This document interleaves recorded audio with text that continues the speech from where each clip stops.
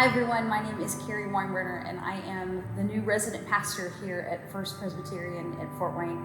I am so excited to be here. I have moved all the way from Texas just for this, and over the next 2 years, I'm super excited to meet each and every one of you individually and as a church to see what you have done, what you want to do, and where the Spirit is moving between each and every one of you.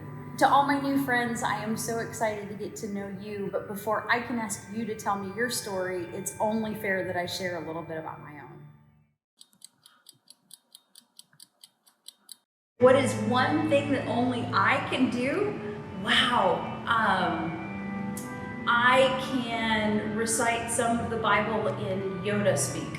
One of my favorite Bible verses is from the book of Esther. It's 4:14. And in Yoda speak, it would be, made for such a time as this, perhaps you were.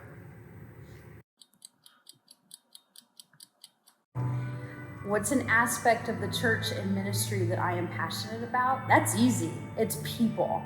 It's being the hands and feet of Christ to each other, inside and outside the building. It's building those relationships and seeing where the Spirit is strengthening each and every one of us, whether we've known each other for decades or we've known each other for 10 minutes. What did I want to be when I grew up? Oof, how much time do we have?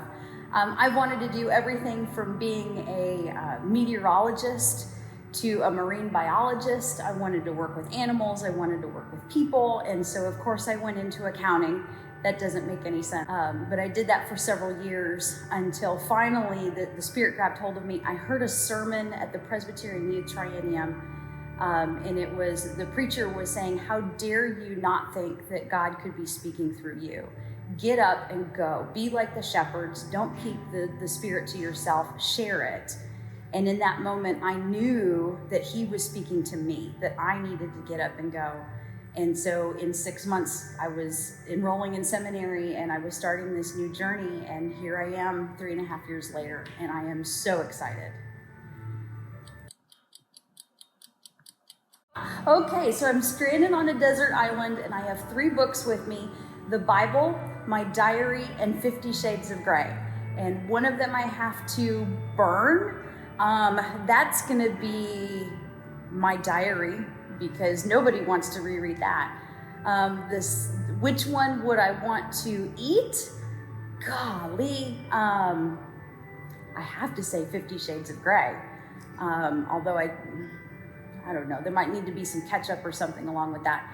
And then of course I'd want to keep the Bible, because one, it's really long and I can read it over and over and over again, and every time it's going to give me something different. But 2, I'm also a pastor, and so I could not eat or burn the Bible. So I'm gonna have to stick with the Bible to read forever on my island. 3 things that you must know about me. I am a little bit sarcastic, so if you can't tell if I'm joking or not, just assume that I am. I love to smile, and so right now it's really difficult for me to have to wear a mask because you can't see if I'm smiling at you. So also just assume that I am. And 3, actually, I love getting to know people through their stories.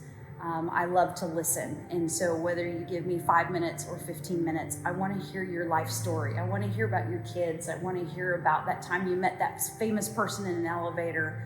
I live through other people's stories. And so I'm looking forward to hearing them all. So just this morning, when I was walking into the church, I was thinking about putting my mask on. I was thinking about what I needed to do today. All the trials and tribulations that go along with all the anxieties of COVID and everything. And I hear this little bitty hello. And so I kind of stopped in my tracks, and I turned and looked to see who was saying hello to me. And there was this cute little kid that was sitting on a tricycle just on the other side of the fence in the playground. And he was just beaming. He was smiling at me. No idea who I was. We'd never spoken before. But he wanted to say hi, and he had a smile to share. And so I had no choice but to reflect that and to take his smile with me into the building. And it got me thinking that that's what we desperately need in these times of COVID, where we're anxious, we're thinking about something else, we're scared. I'm scared. And here's this little kid that had nothing but a smile for me. And I have to believe that that was God sharing a smile with me and telling me to share that with others.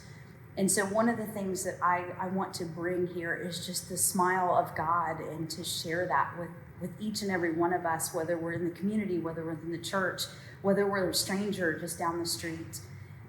The least we can do is just stop and smile and know that God is smiling us even when we're scared.